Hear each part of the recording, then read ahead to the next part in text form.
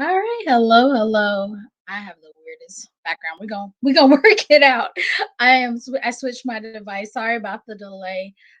Having a few tech issues over here, but we're making it work. You know, where there's a will, there's a way. And one thing I know to be true is that if it's on a Monday, be prepared for the curveballs. Be prepared for the curveballs. All right, that looks a little better because I was like, my background looks crazy. All right, that looks a little better. Looks like I care about myself a little bit. But hi, guys. Happy Monday. What is today? The 10th of April. Wow, this month's gone by pretty fast. Um, Let me make sure I can see comments. Okay, we gonna make it work. It's okay. I think one thing, if you haven't learned already about entrepreneurship, you just have to always be ready. Like you need a backup to the backup to the backup. And so that's what we're doing today. Oh, I forgot. You know, we may not do Instagram. I don't know. Let's see. I'm gonna try. Like I said, today is a day. So I'm getting things done. We're doing laundry. Hold on. So I'm I getting don't things think done. I got too many things going on. Oh, let me see. Got two phones. Let's try to get Instagram on this one. Let's see if that'll work. I'm not sure if we'll be able to, but we will try while you all come in. And if you're in the house, say hello. Let me know you're in the house, that you're excited to be learning with us today. Let me see. The hard part is figuring out where to sit this phone. Uh, let's see. Can it sit there? I don't think so. Yeah, we're not going live on. Look, I can only do so many things. We're not going live on Instagram today, but it's okay. All right, but anyway, let's get into this while everything else is going on. This is gonna be so interesting, guys. Like this screen is so small compared to my normal, but it's all right. Anyway, hi. Today we're gonna be talking about getting more clients, the ultimate guide to finding and engaging with your ideal audience. Now, we've talked a lot about niching down, who's your target audience, but we haven't talked as much about how to take that information and utilize it to get actual clients. And so today we're going to talk about 5 key things you need to be doing with your target audience. Well, I should say between figuring out who they are all the way to prepping them to buy. These are those middle steps that oftentimes are missed or overlooked. So that's what we're going to be tackling today. And also, if you watch the whole way through, I do have a little giveaway that's available for anybody who is interested, and I'll talk more about that at the end. But before we dive too far into our topic today, let me introduce myself because I know we have new people. I literally just let someone into our private community. Hi, guys. I am Corey Fonville Foster, and I'm the owner of iRock Marketable Business Solutions. I'm also a speaker, I'm a certified business coach, and I also am a trainer. So I do lots of things. But the reason why you are here today is because, again, I am the CEO of iRock Marketable Business Solutions. And let me tell you a little bit about us. Um, we help small business owners just like you. So, coaches, consultants, speakers, authors, we help you monetize your passions, right? There's something that you are just really excited about that you want to share, that you want to help people with. And that is what we help you do by really defining your target audience, which we'll talk about today, and then learning how to engage with them through having a strategic marketing and sales plan. So that is what we do. And we help you do it with confidence because I don't want you to do it like scared in your boots. I want you to do it confidently so that you are able to live life on your own terms, live it the way you deserve to live it. Fair enough? All right. So what is our goal at iRock? Well, we decided that this year our goal is to support 100 small business owners, again, just like yourselves, reach your goals for 2023. Not our goals for you, not your coach's goals for you, but your goals for you. Because I think that people need to stop defining success by what they see in others, but define success for yourself. When we first started our business, well, actually, I say we, but it was just me back then, me, myself, and I. When I started my business, my first goal for my first year was to end in the black. I did not want to end the year in debt, which the majority of businesses do. And I was so excited to reach that goal. Were we bringing in tons and tons of money? Absolutely not. When all was said and done, I think we ended up with about $11,000 in the bank. Like, hey, it was nice. It was something. It was something. But it was great because again, we didn't end in debt. We didn't have any huge overhead. We didn't have no credit card debt. We didn't have any investor debt. Everything was paid and clear by the end of the year. That was our goal. And if you are starting out, there's no shame in having a goal of making a smaller amount of money than somebody else saying, "Oh, I'm gonna make 100K." Maybe this isn't your 100K year, and that's okay. But it could be your first profitable year, right? It could be the year where you have 20 one-on-one coaching clients. It could be the year that your book launches, right? So stop letting other people's ideas of success gauge how you feel about what you're doing and the progress you're making. And so at iRock, our goal is to help you decide, figure out, determine what that goal is, but then we're going to help you to obtain it in the time frame of a year or less because we're all about action. We're all about results. And so if you work with us, that is something that you'll definitely notice through all of our programs. Now, let's talk a little bit about our community. And if you're joining us, definitely say hello in the chat. I do have Facebook up and I can toggle between LinkedIn and I can actually see comments here on this screen. I only have it up on my big screen because y'all know my eyes be doing their own thing. And so I didn't want to get caught without having the ability to see the comments. But let's talk about the iRock community. So we call our community rock stars, right? If you've been with us, you know that my tagline is I rock, you rock, we all rock. And it just goes to the heart of our business. We really believe that if I can do it, now I think I'm pretty awesome, but I'm nothing special compared to you. I'm as special as you are special, right? So if I can rock, you definitely can rock. That means we all can rock. That means we all can succeed. That means we all can live the life of our dreams, right? We can have it all. And so you right now, if you're watching this, are a rock star. Welcome to the family. And any people who engage with us on any of our platforms through social media, blogs, podcasts, or anything like that are rock stars as well. Now, if you take that next step and join us at one of our free events, you are a Rockstar Plus. If you decide to invest in one of our courses or come to a paid event or maybe upgrade to a paid ticket to one of our events, then you definitely are all star. And then we also have, like, I got to move my little cursor here. I'm sorry, that's the A list. The all stars are people who invest in our group and our marketing clients. And then, of course, we have the biggest and the baddest elite stars who are our one on one clients, right? So as you can see, it's on the screen. Like I said, I'm gonna struggle a little bit today, but it's okay. We all struggle sometimes. That's just because it is very hard for me to see these little prints, but that's okay. All right. So again, we are tackling today the topic of getting more clients, and we want to help you find and engage with your ideal audience. Some of you are just trying to quote unquote market. Y'all like, I'm just gonna throw some stuff out here. I can take anybody's money. You know, everything's whatever happens happens type of thing. We don't want you to be that way.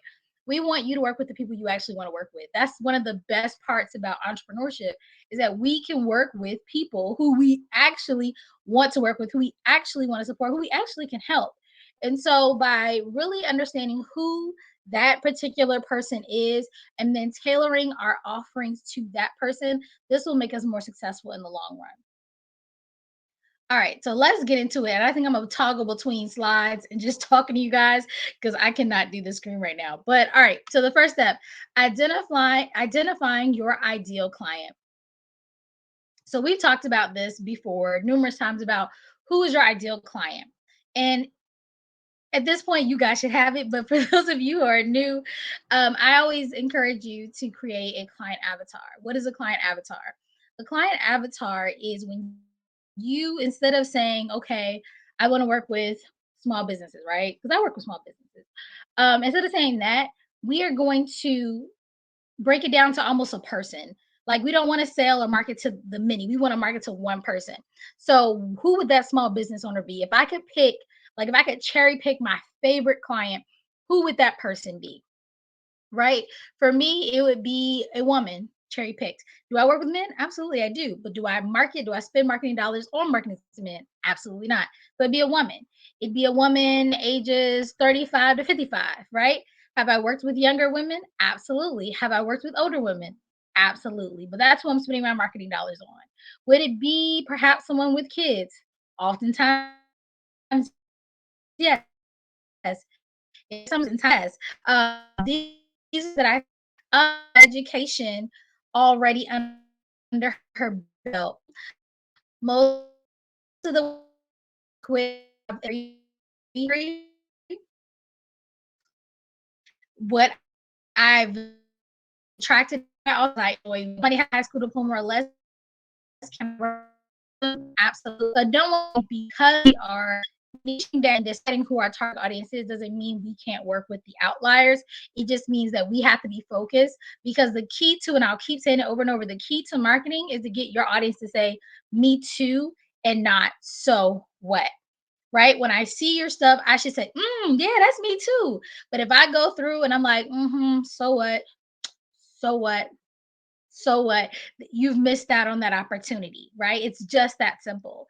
So know the age range. If gender matters, no gender, interests, education, financial situation, like their economic status. I can't talk today.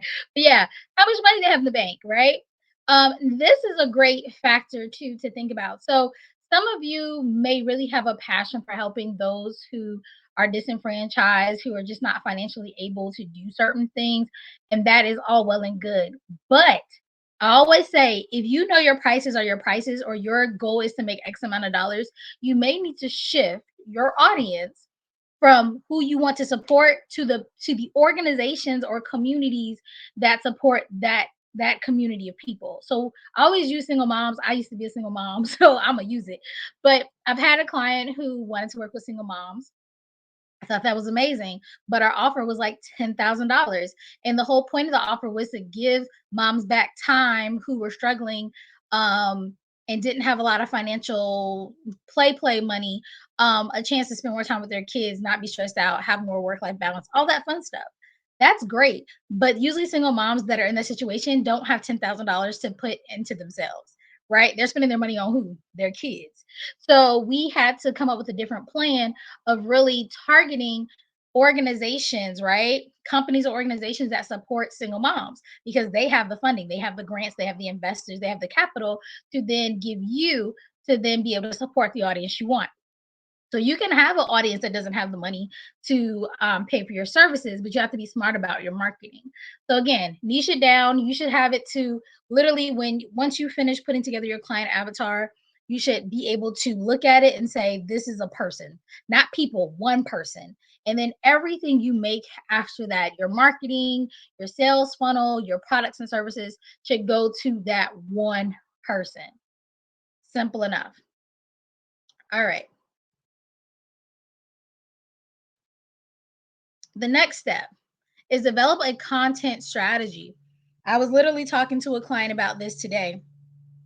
She was talking about that she had put some effort into a private community. I'm always somebody's going to say make a private community where you can nurture your audience and really develop that know like and trust. So she had did that and she was like, "Well, I just feel like it's dead. Nobody's paying attention to me. Nobody's interacting with me. I think they see my stuff and maybe they like it here or there, but it's not really any traction, right?" And so I went through and looked at what the client was putting out, and I was like, you know what? There's not a lot of cohesiveness, right? There's a lot of okay, but again, you're not calling me out to tell me I'm your target audience. You're not telling me my problems. You're not giving me tips and strategies on how to fix them. You're just giving me a lot of good feels. Oh, that's nice. And so you guys should be developing a true content strategy. And the easiest way I help clients do that when they're new to creating content, especially for social media, is pick a theme for the month. Pick a theme. Because a lot of you have a lot of things that you can do, but pick one theme, right? Stay with that theme, for the whole month and just break up that theme into content pieces. So I had a client, was it for the month of April? I think it was, and it was like robotics month or something like that. She does STEM. Hey, if you're watching this. But we took that and we did STEM with books for her audience. We did STEM activities. I'm not STEM, sorry, we did robot books. We did robot science projects. She did her audience are kids, by the way, because y'all like, what in the world? Yeah, books, inventors, projects, little known facts, and then how robotics translates to careers outside of education. It was just a lot of stuff, robots. And that's because we took a big theme and we broke it into smaller pieces so that we had enough content for the month. But we didn't just say, okay, we're going to have different posts. We have flat images, right? That's content around robots. We got video of content around robots. Then there could be a blog, right? There could be a podcast. She does a show. I believe it's once a week, and that'll have some themes there as well. And so when you guys are starting to develop your content strategy, you need to look at all the different forms of media that you can utilize consistently, and then come up with one theme and then break everything down into that and repurpose your content. We've talked about that before too, about taking maybe one theme, breaking it down into pieces, but then taking that same piece and making a blog about it, making a LinkedIn article about it, making a video about it, right? A long form video, chopping that up to reels, to stories, right? We just keep breaking it up into pieces so that now we've have, 5 to 10 pieces of that same content without having to make new anything. Okay, so a lot of times you guys are trying to constantly be creating new things instead of repurposing what you already have. So right now I'm doing this session with you guys. Then I'm gonna have somebody chop it up, and it's gonna be little sound bites for TikTok and Instagram. And even on Facebook as short pieces of video. This also is going live right now, right? To Facebook, LinkedIn, and our private community. It will also now later be put on YouTube. It can also be repurposed to be put in a course later. So you got to just kind of think smarter, not harder. But the goal is to be consistent and to give value. Okay, fair enough. All right. So then let's go to the next tidbit. Next, I want you to leverage your social media. This is a free way to market yourself. And I keep saying this because when I started, that's not when I very first started, but very early on in my business, I had some coaches who were definitely not new to this, but very true to this. So they had did like infomercials back in the day. They were talking about how they had to go out and have somebody to produce the infomercial. They had to have a ton of products on hand. So they had to make and buy their product, like have enough stuff. They also had to, get people to do ads. They had to do a lot. They had to have teams. It was a lot. So in order for them to have their business, they literally had to be willing to invest thousands of dollars up front to hope that it worked out. Guys, you're lucky. It's 2023 right now, and you are able to try stuff out for free on social media, right? Like if I make this video right now, I don't have to pay nobody else. It's me, myself, and I sitting here. I have a computer screen, my thoughts.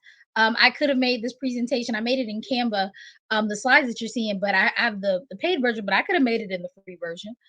So literally, I could have done all this for no money, and I still can push it out to thousands of people if I so choose to.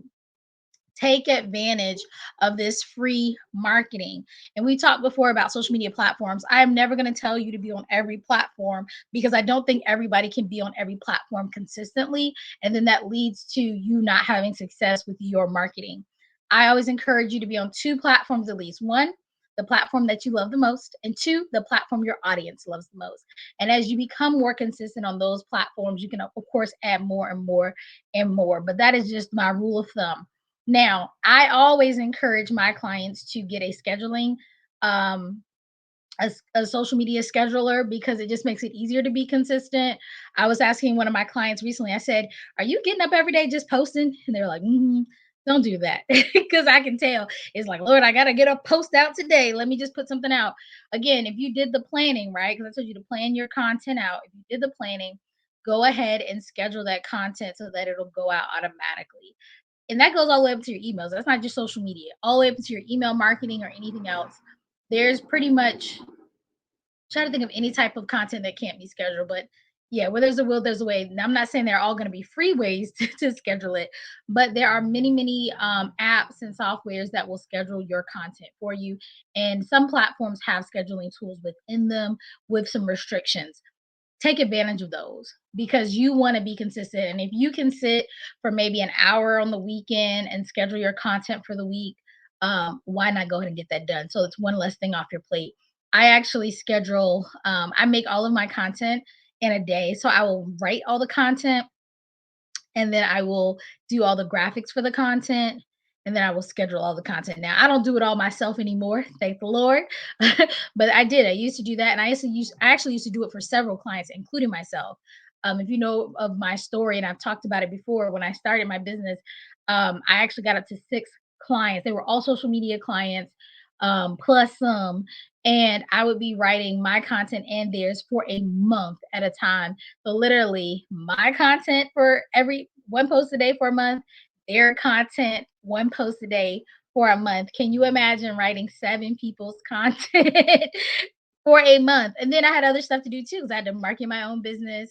I had to network. I had to do calls, like all the other stuff. But I still was writing and producing and scheduling 7 people's monthly content on Facebook, Instagram, Twitter, LinkedIn, and Pinterest. It was a lot. And so if I can do that, you can do yourself. And if you can't, then you need to reach out to us so we can support you there. I'm just gonna throw that out there. Look, throw my name in the hat there. All right, what's next? Your email list. You should always be actively building your email list. Something that every marketer is going to tell you is do not just be relying on social media. While it's amazing, it is super finicky. Today we may have tools that are amazing, and tomorrow they may be gone. Like we're right now sitting in limbo with TikTok. We don't know if we're going to be able to keep it or not, right? So if you have built up your business just on TikTok and then TikTok disappears, you lose all the people that you've been working with, right? They don't know how to find you. And even if you tell them, like, hey, check me out on YouTube, if this goes down, they may not have seen that post. They may forget. They may not like YouTube. You've lost all that know, like, and trust you built up over X amount of time, and they're gone in the wind. So your job for any social media platform, right? And I'm not saying you can't sell on social media, but your main focus should be to introduce yourself through social media, to build a rapport, but more importantly, to get them off social media to a platform that is yours, right? And that is through your email list. You should be actively building it up. And then this is the thing that gets me. So I have some people that I know, I'm not gonna call no names, who will build an email list and never email. It's like, don't do that. You're continuing the relationship. Like pretend as if social media is like you're seeing your crush at school, right? You see them around, they're in different classes. Hey, you see them in Instagram class, you see them on YouTube class, you see them in Facebook class. That's nice. Your email list is, hey, I want to go on a date with you. I want to take you out. You're getting their phone number, you're getting their address. I'm gonna pick you up, I'm gonna take you out, right? That's the next step in your relationship. Get the email address. And a lot of times you can do that um through things like lead magnets, right? So give them something that would be of value that they'd be willing in exchange to give you their information for. And don't spam them to death. If you're on our email list, we don't sell you stuff constantly. We tell you about upcoming events. We give you value, and then we do tell you if there's something coming up that you may be interested in purchasing. Hey, here it is. But we don't do a ton of selling. Majority of our emails are going to be non-selling emails. So definitely make sure if you're building up your email list that you are engaging with the folks via email, because the worst thing you could do is not email them anything. You email them what once, say, hey, thanks for signing up, and then you don't email them again until um until you're ready to sell them something. They're not going to be checking for you. They're going to be like, what is this? Who is this? I don't know this person. Next. Or they may not open it at all. You want to get your audience used to seeing you on social media, used to seeing you in the emails, used to seeing you out and about in the world doing things. All righty. We are almost done, guys. So, also, this is the last strategy I'm going to tell you because I feel like, too, a lot of you try to stay on social media or stay in the online universe, and you miss out on some face to face connections that can also be amazing. Go and network strategically. Go to events where your target audience will be. Oh, my dog somehow made it in here. Like I told you guys, it's Monday. I'm just gonna pet him. Well, look, I said him, pet her, and we're gonna hope she doesn't knock over my computer. But anywho, network. So, for instance, my audience are again small business owners, mostly women. I'm gonna go to events where there are small business owners and mostly women small business owners. Why? So they can see me face to face. It's great, yes, that we can talk to each other virtually, right? But there is something really amazing about being able to truly connect with somebody face to face, right? To be able to see them, to feel their vibes, see their energy, see how they interact with other people. I went to an event recently, and I'm telling you, I saw some people and I was like, I don't know if I really would want to work with them. If they were online for a 15-minute chat, I probably wouldn't even have seen it. But I saw how they interacted with others, and I was like, that may not be my person. And that saves me a lot of time and energy to not be necessarily worried about people that I probably don't really want to work with or I wouldn't enjoy working with. So I encourage you, let's recap real quick to identify your target audience. Again, create that client avatar, develop a strong content strategy that you can be consistent at. Leverage your social media because, hey, it's free. Build your email list. And then, of course, network strategically. All right. So, let me put this up on the screen for you guys. So, if you are interested in a guide that walks you through 30 steps that you can take to fulfill this identifying your target audience, developing your content strategy, leveraging your social media, building your email list, and networking, we have put together 30 easy to follow tasks. If you're interested in getting these 30 easy to follow tasks, then just comment me below.